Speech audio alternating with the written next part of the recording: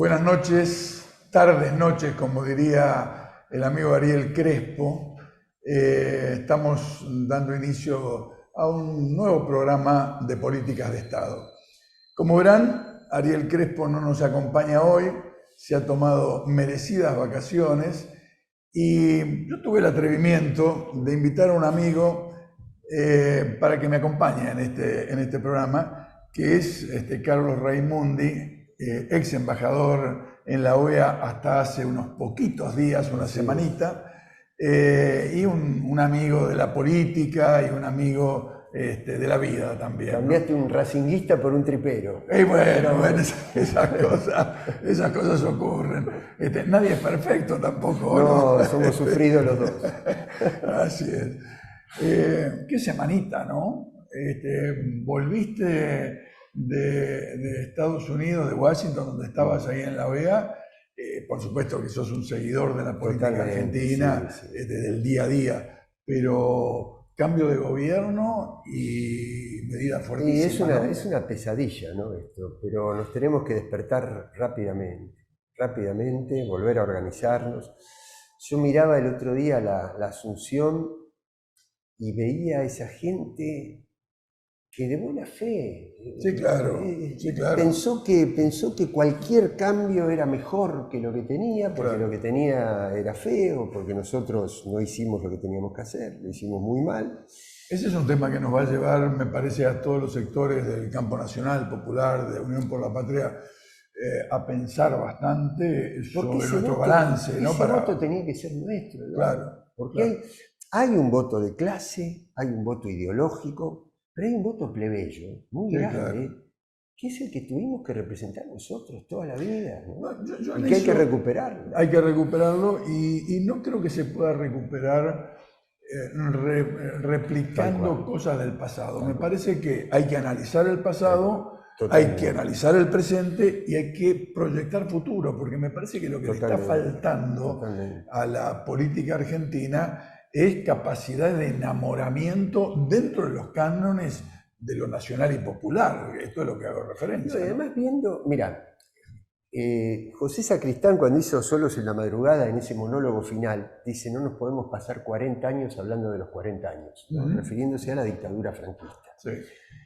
Nosotros, para honrar los 12 años y medio, no podemos nada más que repetir lo que hicimos los 12 años y medio, porque hay fenómenos nuevos. Claro. Hay una juventud que tiene otras demandas, otra manera de interpretar la realidad, a la cual la democracia no le llega igual que a nosotros. Claro. Para nosotros la democracia fue un alivio. Para ellos la democracia implica muchas Para nosotros la democracia, para que nos entienda, y por eso también reivindicamos algunas cosas, es salir a la calle sin miedo. Obvio. La democracia es no pensar de que un amigo, un vecino, un familiar iba a desaparecer y no saber nada. Para nosotros la democracia es ir a votar. Sí, ¿no? Pero para el que ya nació con eso, a eso iba. Y tiene miedo cuando sale a la calle, y tiene incertidumbre sobre su plan de vida. Otro miedo que es la inseguridad. Entonces, ¿no? la democracia le llega de otra manera y nosotros no. Por eso cuando Axel... Yo estaba afuera, ¿no? Pero cuando Axel dice tenemos que idear nuevas canciones y le saltan a la yugular a algunos. Claro. Yo digo, están equivocados, está bien lo que dijo, pero no es que él lo que está haciendo es abandonando su origen, todo lo contrario. La mejor manera de honrar de dónde venimos es reinterpretarlo, resignificarlo frente a esta nueva realidad de las plataformas tecnológicas, de los reclamos de libertad, de la informalidad de la economía, de la juventud, todas cosas que las tenemos que reinterpretar, no repetir el discurso anterior, sino honrarlo mirando estos nuevos fenómenos, ¿no? Sí, y este fenómeno que también creo que se va a proyectar en el tiempo de lo que significó la pandemia junto a la irrupción de los distintos sistemas informáticos de comunicación que en los jóvenes lleva, por un lado, a cierta introspección, digamos, cierto individualismo, cierto proceso de yo y el mundo a través del teléfono o de la cámara, ¿no? Y no tanto la interacción. Nosotros somos una camada que en nuestra juventud nos íbamos formando con el otro. Por supuesto. Más la cosa colectiva. Hoy hay mucho de lo individual, que hay que interpretarlo también nuevamente. Totalmente. ¿No? Y no volver a renunciar nunca más a la batalla cultural, Eduardo. Claro. A la batalla por lo simbólico, porque si yo por eso te decía, cuando miraba a la gente el otro día en la televisión con la banderita, gritando policía, policía, motosierra, y no se dan cuenta que lo primero que va a hacer la policía es ir contra ellos cuando salgan por su propio hambre. Claro. Y la motosierra va a ser cortarles el trabajo. Entonces, ¿por qué ellos que van a sufrir esto son los que lo votaron? Y porque nosotros dejamos un camino tendido al haber renunciado a la batalla cultural. Es trascendente eso, ¿eh? Suena como de otras épocas, te digo francamente, no. Pero es muy actual, porque acá te van instalando ellos algunas ideas, como por ejemplo, de que el drama argentino, lo vamos a ver en el transcurso del programa, es que no tenemos superávit fiscal. Y acá el problema es cómo se distribuyen los recursos que tiene Argentina, me parece a mí. Pero además, Eduardo, suponete que el gran problema del costo del Estado es atender los planes sociales. Pero resulta que cuando vos mirás las cuentas, por cada uno que gasta el Estado en un pobre, 5 le da concesión a los ricos a través de exenciones impositivas, de licencias de exportación, de financiamiento, de subsidios a la energía, 5 veces más que a los pobres. Es decir, si el Estado invierte mal, invierte más en los ricos y en los poderosos. Ahora, mentalmente, la gente le echa la culpa a los pobres que cortan el camino. Bueno, eso hay que darlo vuelta. Carlos, sobre esto vamos a hablar en el transcurso de todo el programa. Tenemos 2 invitados. Uno que vamos a hablar específicamente sobre los temas económicos, los anuncios, las contradicciones, las dudas que se generan en esto. Y otro, una reivindicación más de la cuestión de algunas personalidades de la política, de la historia política argentina, que me parece nos van a permitir jugar y pensar un poco sobre todas estas ideas que veníamos hablando. Bueno, como hicimos referencia, no podíamos estar ausentes de un debate que se da en todos los hogares, en todos los comercios, en todos los lugares donde un argentino o una argentina tiene que enfrentarse con la realidad, que es los anuncios económicos que el nuevo ministro de Economía y el nuevo gobierno ha hecho esta semana, donde parecería que la motosierra no va para los que tienen más poder, sino para los que tienen menos poder. Y nos acompaña Alejandro Otero, economista, tributarista, militante político, una persona comprometida que queremos interrogar junto con Carlos en el día de hoy sobre cómo está viendo, cómo estás viendo este tema concreto de los anuncios y las perspectivas. Te vamos a pelotear, ¿eh? Ningún problema. ¿Cómo están? Hola, un gusto. Gracias por la invitación. A ver, no hay nada nuevo en los anuncios que escuchamos el otro día. Lo que se supone era la propuesta política novedosa, alternativa, disruptiva. Bueno, termina planteando un conjunto de medidas, y subrayo esto, lejos de un plan, más bien parece el resultado de una improvisación que tuvo que desarrollarse a las apuradas, que son de corte clásico, digamos, un ajuste de tipo clásico, que parte de una visión del mundo que piensa que todos los males de la Argentina en materia económica devienen del déficit fiscal, y entonces a la hora... Es tu especialidad esa, ¿no?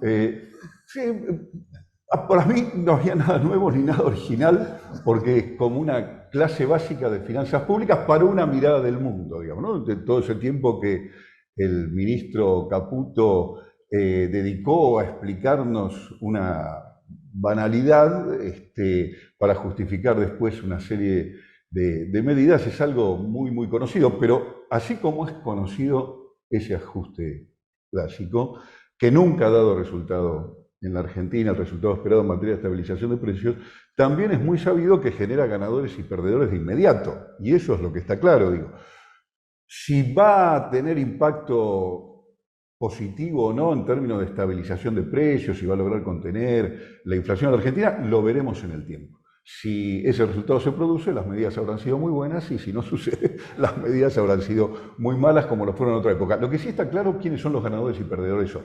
Entonces, en ese sentido, las medidas que se anunciaron el otro día, más algunas que aparecieron después, muestran muy claramente que hay ganadores netos.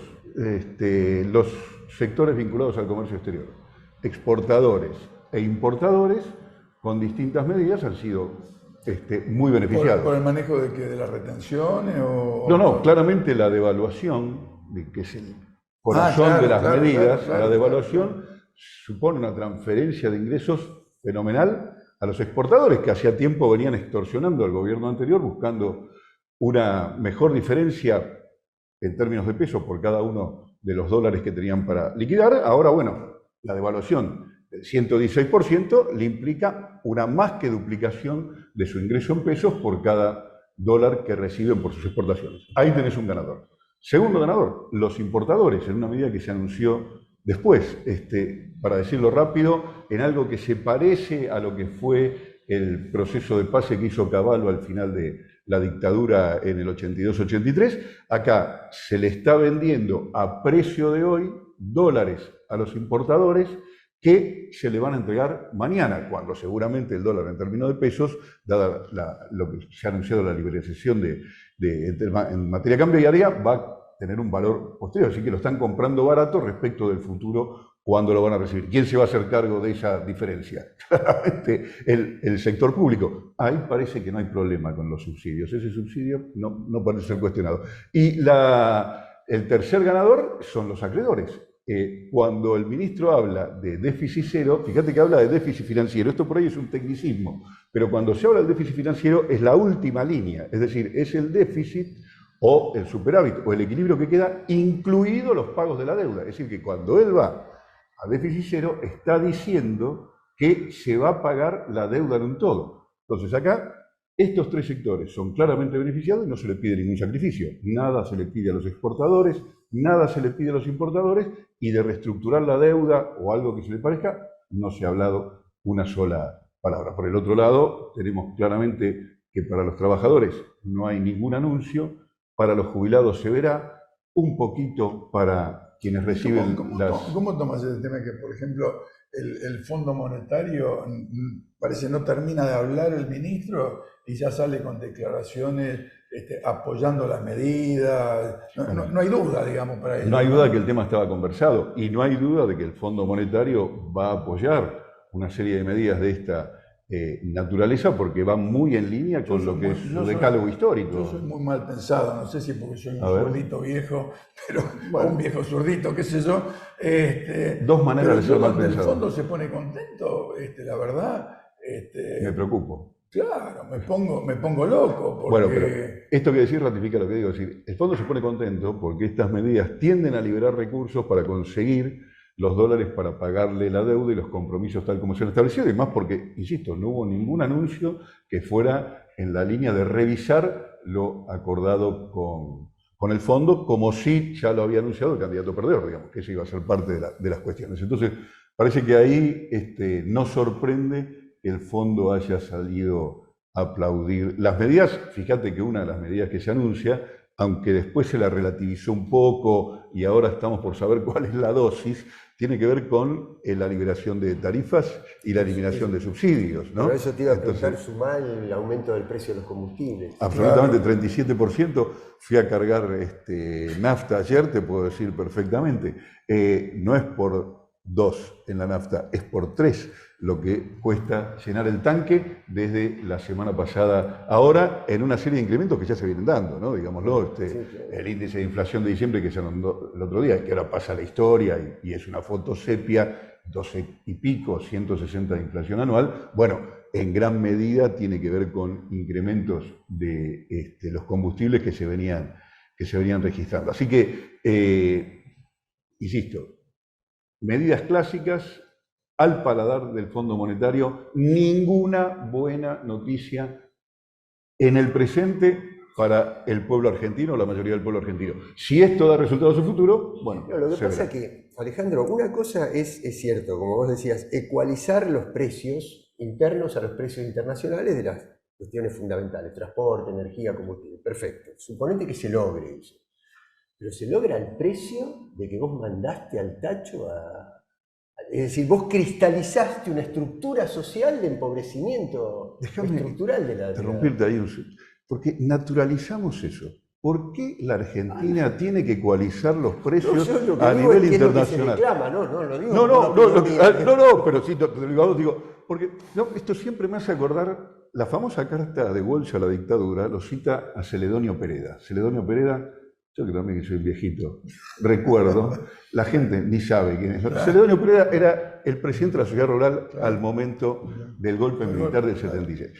¿Qué decía desafiante Celedonio Pereda a la sociedad de aquel momento? Él decía, ¿y quién dijo que en la Argentina los alimentos tienen que ser baratos? ¿No? Y esa idea, esa lógica que viene en realidad de antes, del fondo de la historia en la Argentina, es una idea que se parece naturalizarse, que en la Argentina tenemos que pagar los precios internacionales. No, señores, es al revés. Nosotros producimos esos bienes que son muy valiosos a nivel internacional, los alimentos y la energía, en pesos, en costos en pesos. ¿Por qué lo producimos nosotros? Entonces, ¿por qué nosotros, lo que es una desgracia para el mundo, que aumenten los alimentos, ¿no? En Europa, es un beneficio, o debiera serlo, no se notó. No se notó. Y además, bueno, en última instancia, yo le concedería a esa afirmación si vos ecualizás los salarios también. Bueno, claro, si fuera una cosa... salario internacional, entonces... Bueno, lógico. ¿Por qué, Carlos, por qué la propuesta de dolarización siempre fracasa en la Argentina? ¿Por qué? Y yo, por supuesto, no estoy de acuerdo para nada con eso, pero ¿por qué fracasa? Porque para los sectores dominantes en la Argentina, la dolarización implica congelar la situación de única vez. Pero la posibilidad de arbitrar en la moneda entre el dólar en una economía bimonetaria como la nuestra les da cada tanto una transferencia fenomenal de beneficios a sus manos. Entonces, este tipo de medidas, la que vimos el Rodrigazo con las devaluaciones, todas las maxi devaluaciones que han traído lo que se llama crisis, porque lo que es crisis para la mayoría es beneficio para uno poco, es mucho más negocio que la dolarización que congela una situación a futuro. Entonces, este esquema de arbitrar con la moneda les viene al pelo. ¿Y por qué sucede eso? Y déjame introducir otro tema del que se habla poco. Porque en nuestra economía bimonetaria, la oferta de dólares o de divisas está en manos privadas. El Estado no participa en eso. Y esto es fenomenal. Eduardo, vos lo sabés perfectamente. En América Latina, todos los países exportadores de recursos naturales, de alguna manera el Estado captura una parte de esas exportaciones a través de una empresa. El Chile de Pinochet no privatizó el cobre.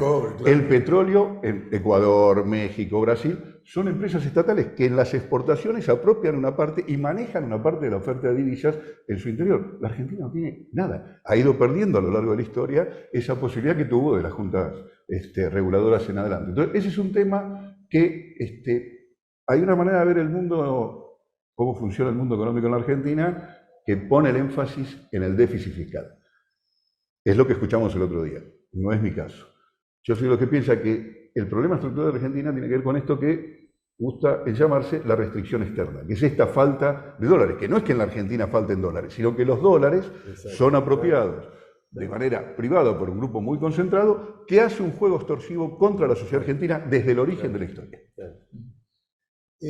¿Sabes qué? Yo percibo en esta semana, la primera semana del gobierno, ¿no? Un nivel de tristeza en los sectores populares, con los poquitos que uno toma contacto, pero a mí me gusta ir a hacer las compras, ir a la estación de servicio, hablar con el tipo que te pone el combustible. Un nivel de tristeza, porque la verdad, uno de cada dos de los que uno habla, o un poquito más de uno de cada dos de los que habla, votó por Milei. ¿Tan rápido se puede desmoronar esa situación? ¿Vos lo ves eso? Yo pues que percibo lo mismo. Permitime un comentario autorreferente. Hace pocos días ganamos las elecciones en Vélez por el 56% de los votos. Muy parecido. Y Vélez era una fiesta, nos salvamos del descenso, ganamos el campeonato de reserva, y vas al club y la gente está contenta. Yo no percibo a nadie en la calle y no recuerdo un triunfo de esta magnitud que han tenido donde la gente no esté contenta. No hay ningún motivo para celebrar. Claro, claro. Pero aparte porque todos sabemos que esto que decías vos, Carlos, no va a compasar los ingresos, los salarios, las jubilaciones, lo que es este ritmo de evaluación impresionante. Y aunque en el tiempo se vaya recuperando, vamos a suponer que en el tiempo ya te van robando cada mes el 20 o el 30% de tus ingresos. Estás corriendo de atrás, por lejos. Yo me acuerdo que con la inflación, incluso que tuvimos en el gobierno anterior, hablaba con un dirigente sindical y decía, nos están sacando un salario en el año. ¿Por qué? Porque la inflación vos la vas recuperando, pero la ibas recuperando 30, 40 días, 45 días. ¿Te imaginas lo que significa ahora que te saquen el 30% en un mes, el 40% en un mes? ¿Cuánto te sacan en el año de tu poder adquisitivo? Entonces, no hay motivo para estar contento. Bueno, a ver, la devaluación del 100% en su traslado al precio significa que tu salario se redujo a la mitad en términos reales. Esto es así y esto es hoy. Sí. Además, el tema es que nosotros estamos hablando en términos económicos y el problema es que ellos además ahora están entregando todas las herramientas de negociación política. Es decir, cuando vos entregás los resortes estratégicos, no solamente entregás rentabilidad, sino que entregás capacidad de negociación. Ese es el punto clave. Autoridad, eso es lo que entregás, la autoridad. Y ahí dejamos una mirada más. La economía siempre es política, pero ahora más que nunca esa mirada es necesaria porque esta es una nueva vuelta de tuerca sobre lo mismo, es decir, vienen por la transformación estructural. Escuchaba el otro día, creo que el mismo ministro lo dijo, que iban a tener medidas para atender a los caídos. Creo que usó incluso esa figura, a los caídos. Bueno, eso no puede sorprender porque las medidas que van a tomar es para que esos caídos no puedan levantarse nunca más. Sí, esa es la transformación estructural.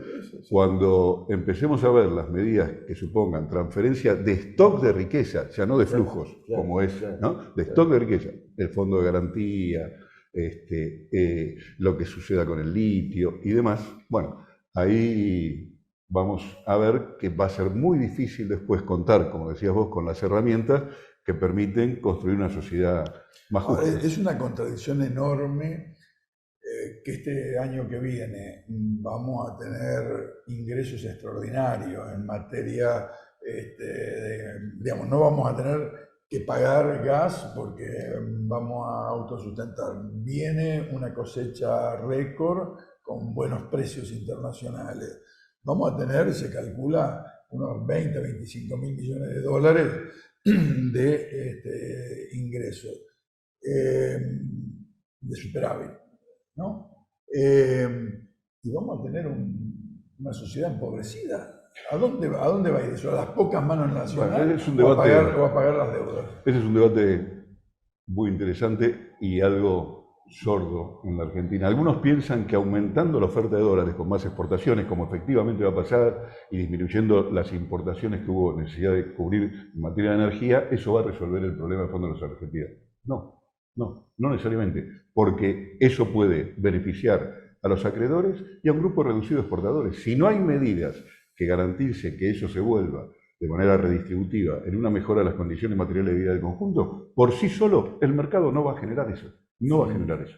Así que perfectamente una mayor o un incremento importante de las exportaciones, como ya sucedió en los últimos años, puede significar un poco más de concentración y un poco más de bienestar, solo para unos pocos. Sí, además todos los anuncios de privatización, de empresas y demás, no solamente te transfieren la renta económica, sino que te obligan a asimilar la jurisdicción internacional, ¿no? Es decir, para que mañana vos cualquier controversia o cualquier intento que tengas de recuperación de eso tengas que acudir a tribunales internacionales. Por eso yo creo que es muy importante, como conducción política en este momento, es trabajar sobre los gobernadores que inciden sobre los senadores y los diputados, y sobre los diputados propios, de que ya tienen que poner en tela de juicio. Porque, ¿no? Es decir, ellos se apoyan en una legitimidad muy grande, 56%. Caramba, claro. Ahí, claro. Claro, no hay ¿cómo? discusión. Ahora, institucionalmente en el Parlamento, ponerle todos los obstáculos posibles. Nosotros no deberíamos repetir lo que hicimos entre diciembre de 2015 y 2016, que se les entregaron mayorías parlamentarias con diputados que habían sido votados en nuestras propias listas. Esa unidad, esa cohesión, yo creo que es una tarea muy importante para poner algún obstáculo que se pueda, el que se pueda poner, ¿no? Porque la verdad que la legitimidad que tienen es muy grande. Claro, es así. Y el obstáculo que le tiene que poner la gente en la calle, movilizada, organizadamente, sin ser carne de cañón, porque ese es el otro peligro, ¿no? Vos juntás gente desesperada y Patricia Bullrich, ministra de Seguridad, y la verdad lo que no tenemos que ser es carne de cañón de eso. Gracias. No sé si agradecerte este panorama. Al revés, yo les agradezco porque eso, coincido con Carlos que digo, es un tiempo para reflexionar y requiere que seamos muy inteligentes. Muy inteligentes. Y mucha templanza. Así es. Bueno, muchísimas gracias. A ustedes. Alejandro. Gracias, un gusto. Alejandro. La vamos a seguir porque este año va a ser Cuando picantito quiera. en materia económica, me parece. No nos va a dejar de dar motivos para hablar. Así es. Bueno, vamos a la pausa. Muchas gracias. Morón es más prevención. Ante cualquier emergencia, ahora podés pedir presencia de policía, SAME o bomberos con un solo clic. Descarga la aplicación Morón Alerta. No lo dudes. Morón Alerta. Municipio de Morón, corazón del oeste. Acompaña a Política de Estado Puerto La Plata, un importante nodo logístico para los sistemas productivos de la región. Un puerto en continuo desarrollo. Puerto La Plata, el puerto del futuro.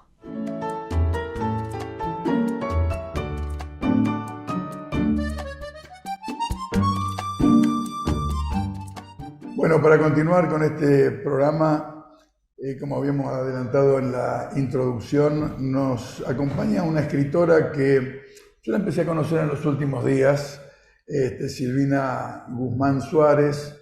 La estoy descubriendo la cantidad de libros que ha hecho, muchos, ella no va a explicar, pero vinculado a acontecimientos históricos, políticos y a personajes como Perón, como Evita, como Messi, bueno, hay Francisco, acá tenemos un pequeño despliegue de algunos de los libros. ¿Cómo te va, Silvina? Bien, muy bien. Si se podría decir, pero acá, gracias por invitarme. No, por favor. Es muy lindo para alguien que dedica el tiempo a escribir, poder mostrar sus obras y con orgullo, ¿no? Lógico. Vos sos una persona comprometida, aparte. Nadie escribe sobre Perón, sobre Evita, sobre Francisco, si no tiene un compromiso político de vida, ¿no? Entonces, me parece que vos combinas el tema de la escritura con un compromiso o un posicionamiento político, ¿no? Sí. Bueno, yo en realidad, mi primer libro fue Evita, La pasión de su vida, que tiene 2 ediciones agotadas, y la conocí a Evita en la facultad. Bueno, yo también soy un poco como que comencé a votar después de Alfonsín, así que mientras estuvo proscripto el peronismo, yo era niña y no conocía a Evita. Claro. La conocí estudiando porque soy de Jujuy, terminé el secundario, vine a la facultad y bueno, ahí un profesor nos habló sobre peronismo, sobre Eva Perón, y inmediatamente comencé a indagar sobre su vida, a ir a lugares donde nació, a estar donde murió, donde trabajó, los lugares que recorrió, hablar con la gente que la había conocido, que en ese momento quedaban varias compañeras vivas, como Esther Cerrulla, Nélida de Miguel. Tengo una pregunta, el título, porque la verdad la obra más conocida con la que Evita de puño y letra deja su testimonio es La razón de mi vida. Y vos le ponés a tu libro La pasión de su vida. Sí. ¿Tuvo algo que ver eso? Sí, porque cuando me enamoré de la figura de Eva Perón con mucha admiración, fue con pasión, con mucha pasión, y ver la pasión que ella puso en esos 6 años que estuvo al lado de Perón con los humildes, con su pueblo, la energía, defendiendo a las mujeres, otorgando derechos, para proteger a los niños, a los ancianos, esa pasión que le ponía además a los discursos, ¿no? Para mí, yo sentí, no sé, Carlos, y vos, para mí Evita es como la transgresión del statu quo en una época determinada. Es alguien que rompe con lo que puede hacer, llamarle una primera dama, como se llamaría antes, digamos, un acompañamiento. Claro. No era solo acompañamiento. No, ella inmediatamente se puso a trabajar para el pueblo, o sea, fue la primera ministra de Acción Social sin cartera, fue la primera dama que laburó al lado de un presidente, y mucho.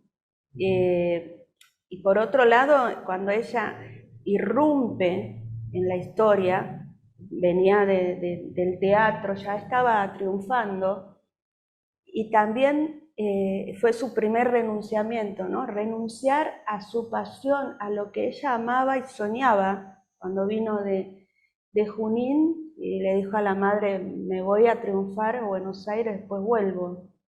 Y después conoce a Perón, se enamora de la causa, se pone a luchar en esa causa, se manifiesta con él, y bueno, y ahí quedó en la lucha.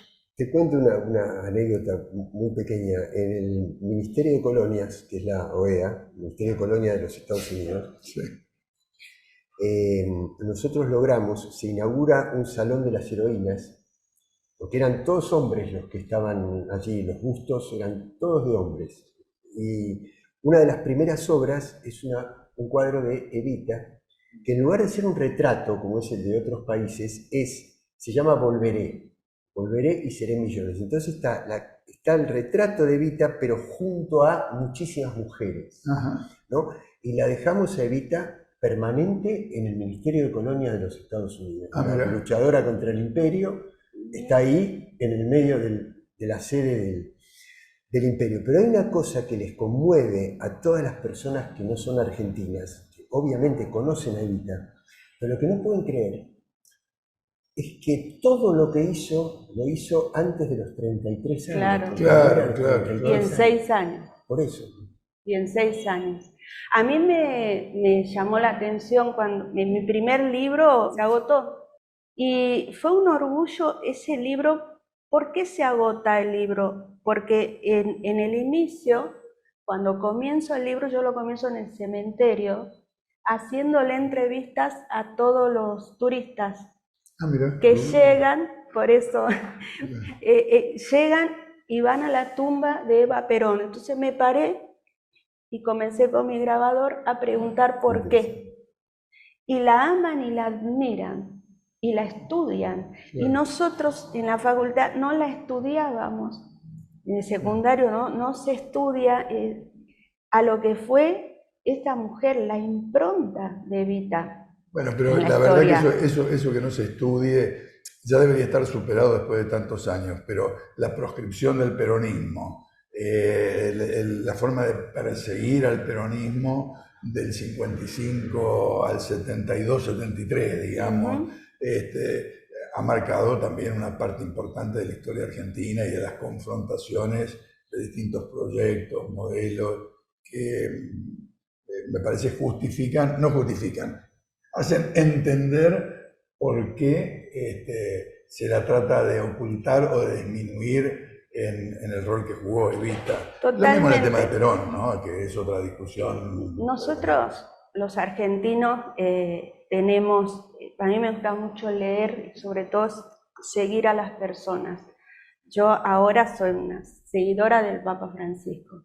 Nosotros los argentinos tenemos la gracia de, además de tener todos los recursos, tener un corazón enorme, ser un país de esa conjunción de etnias, ese abanico de etnias que tenemos, nosotros tenemos y le damos al mundo los mejores hijos de nuestra tierra que brillan.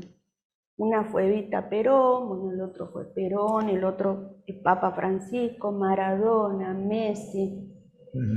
Y dentro de ese abanico, el peronismo surge como uno de los movimientos sociales más grandes del mundo y se estudian en muchos lugares. Cuando en el primer libro de Perón, no solo es toda la vida de Perón, su pensamiento, su razonamiento desde niño, de adolescente, sino que además tiene un paralelismo con lo que después se hizo en políticas públicas, en los gobiernos, por ejemplo, de Néstor, de Cristina.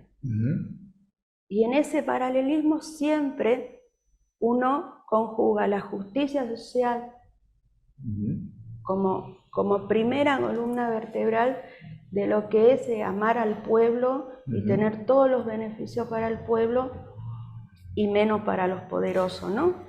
Tengo una pregunta, porque Evita es única por muchas cosas, ¿no? Yo creo que una de las cosas que la hizo muy famosa en las últimas décadas fue la ópera, ¿no? En el exterior. Me refiero porque la hizo masificar a nivel del espectáculo, una ópera que yo creo que es, en algunas cosas tergiversa la historia, pero la pone ahí. Segundo, a muy pocas personas le secuestran el cadáver durante tantos años como Evita. Pero combinando con Perón, te quería hacer una pregunta. Si vos notás, porque yo no leí tus libros, si vos notás en el segundo gobierno de Perón si hay alguna modificación, algún punto de inflexión a partir de la muerte de Evita. Sí, totalmente. Sobre la muerte, la agonía de Evita, ya el viva el cáncer estigmatiza al peronismo y al pueblo. Ese es el primer latigazo de dolor que nos quedó. Luego, cuando secuestran el cadáver, bueno, el golpe a Perón, el bombardeo en la plaza, los niños muertos, eso ya es la antesala de la masacre que luego venía. O sea, el cuerpo de Evita no solo fue exiliado bajo otro nombre, en una tumba sin nombre, como dice este libro, y sin ninguna flor, estuvo tantos años, un cuerpo que fue mutilado, violado, cercenado, oculto, y que anduvo peregrinando sobre estas calles aledañas, Viamonte, Rodríguez Peña, tanto tiempo. Tanta hazaña a una mujer se reflejó automáticamente en lo que luego fue la persecución a Perón, matar a Perón y todo lo que vino después. Ellos dicen, la oligarquía dice que el peronismo gobernó 70 años, no es cierto. Perón tuvo proscripto tanto tiempo y después es verdad que tuvimos en el medio, después de toda la dictadura militar, el gobierno de Alfonsín, a quien también la oligarquía no dejó gobernar. Después, bueno, tuvimos lo de Carlos Saúl, que mintió, dijo que iba a hacer una cosa, hizo otra cosa, fue la gran estafa al peronismo, que ninguno de mis libros dice una mentira, ninguno. Para eso consulto, busco. Me parece interesante de lo que estamos hablando, porque quizás si hay jóvenes que nos están viendo, quizás han escuchado, pero no tienen vivencia de lo que significa que del 55 al 73 prácticamente no se pudiese hablar de que uno era peronista, aunque lo sea, que los dirigentes sindicales no podían identificarse ni con la ideología ni con el partido. Y incluso poco antes de que Perón regrese al país, en la dictadura que teníamos, el comentario era: no le da el cuero para venir. Perón estaba grande, Perón estaba enfermo, pero le dio el cuero y nuevamente se fue recomponiendo el rol. Y te lo dice una persona que no es peronista, yo no soy peronista, pero reivindico como uno de los grandes movimientos históricos que ha marcado una impronta y que sigue marcando una impronta. Continúa, es perseguido, se reinventa, es estafado, tiene adentro agentes que obran en contra del peronismo. Claro. De hecho, los partidos justicialistas, los PJ en las provincias, son tomados por oligarcas también. O sea, es un movimiento, no es fácilmente infiltrable, como dice el expresidente Macri, pero sí hay gente que ha usado el escudo del PJ para ganar una elección y después desarrollar sus negocios y actividades, cada uno en particular.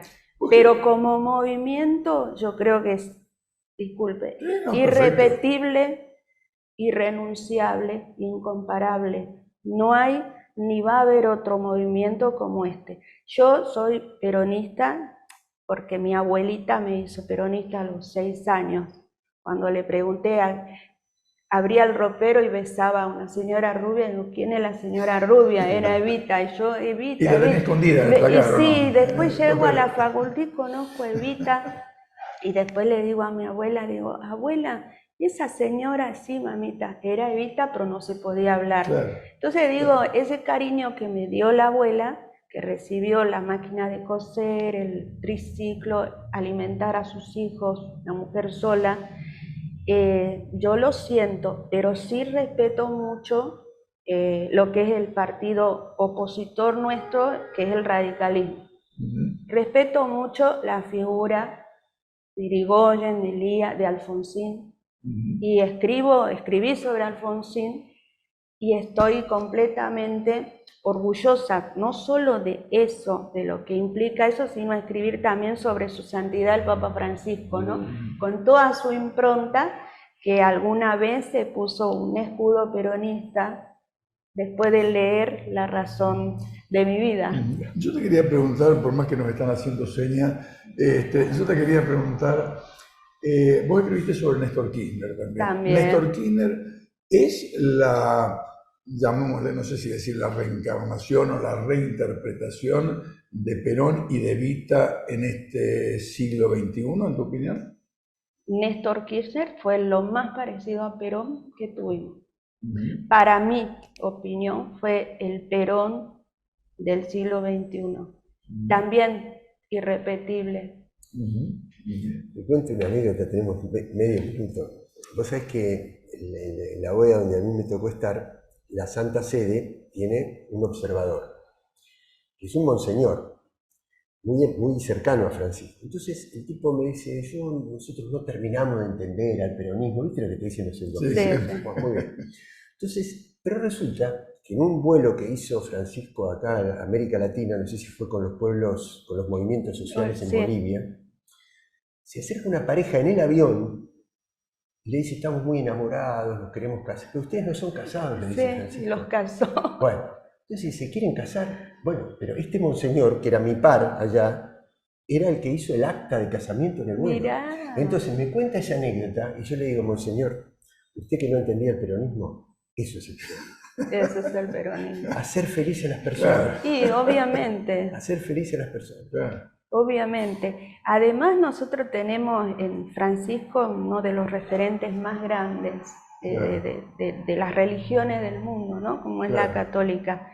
Yo por él siento una admiración, un respeto. Estoy trabajando en otro libro de él que me está llevando todo el tiempo que... Acá lo tenemos a Francisco, uno de los libros, ¿no? Sí.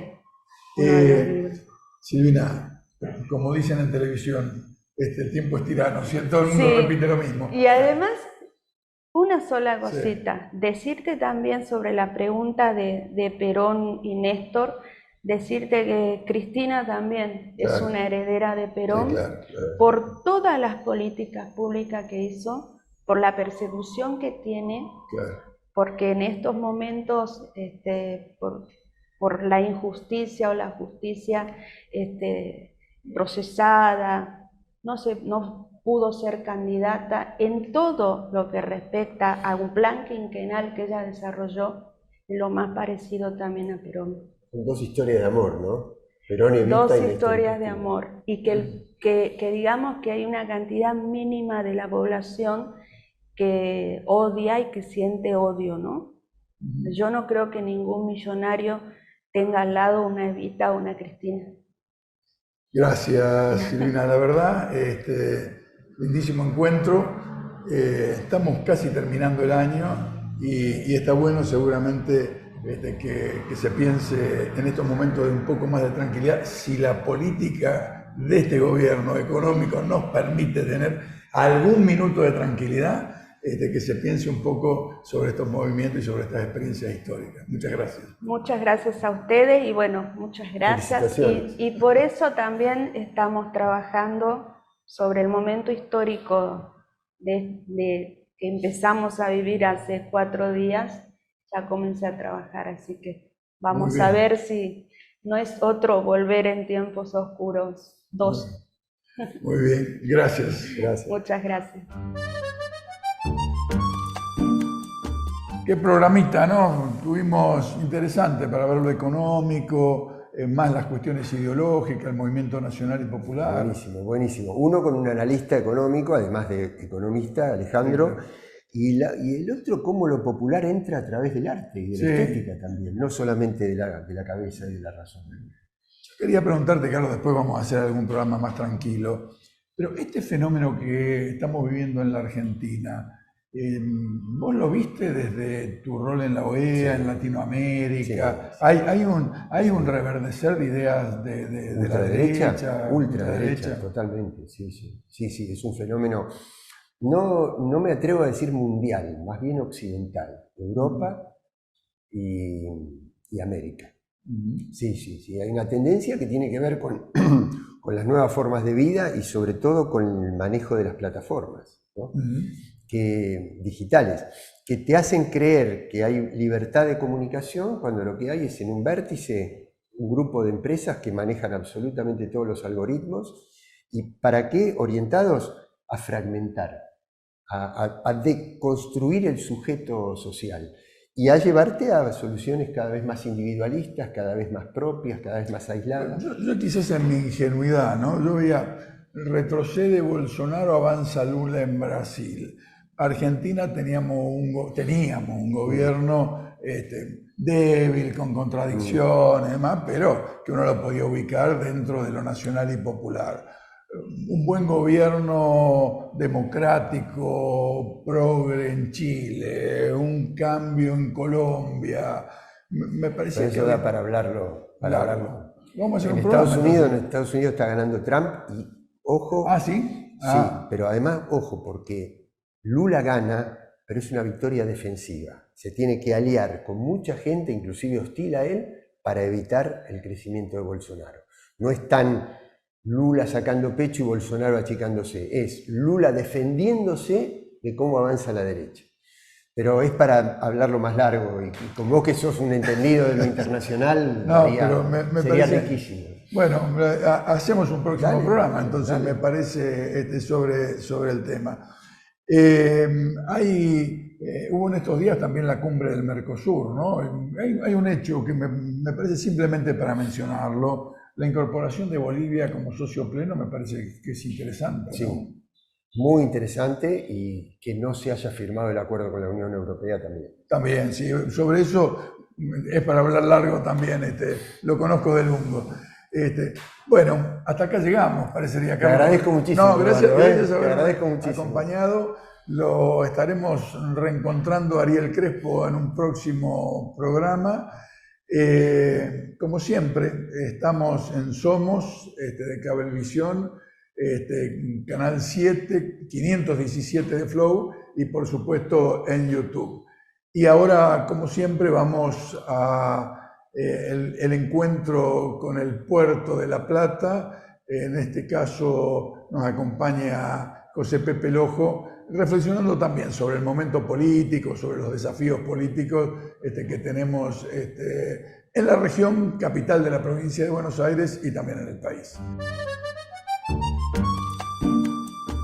¿Qué tal, Ariel? ¿Qué tal, Eduardo? Disfrutando de este ambiente maravilloso, hermoso, relajante, oxigenante, que es el Puerto de La Plata, con sus instalaciones antiguas, sus vegetaciones impresionantes y bueno, y un clima espectacular. Bueno, la verdad que es un muy buen lugar para trabajar. Y hablando de trabajo, bueno, felicitarlos porque me tocó ir a saludarlos hace unos días con motivo de los 100 programas.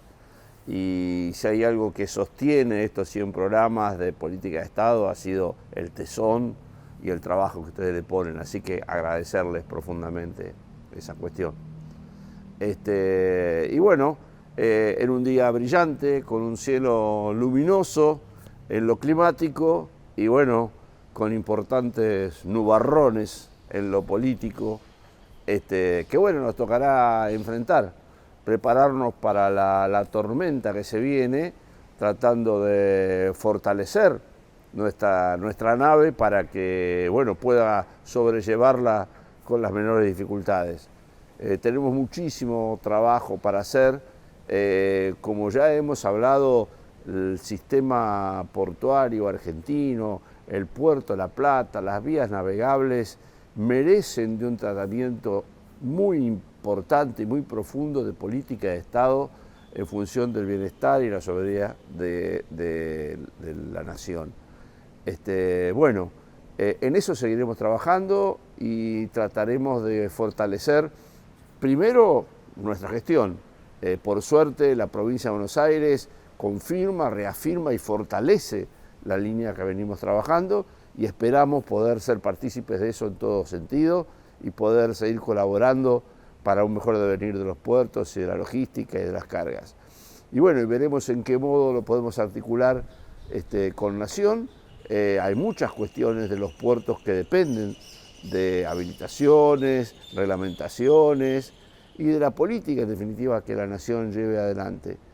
Bueno, estaremos atentos, estaremos trabajando, estaremos tratando de fortalecer la posición de la provincia de Buenos Aires como una unidad productiva de mayor relevancia a nivel nacional, integrándonos con los intendentes de La Plata, de Berisso y de Ensenada, para que esta región sea una región ejemplo de desarrollo productivo y que podamos mostrarla para un futuro muy promisorio para los bonaerenses y para la República Argentina.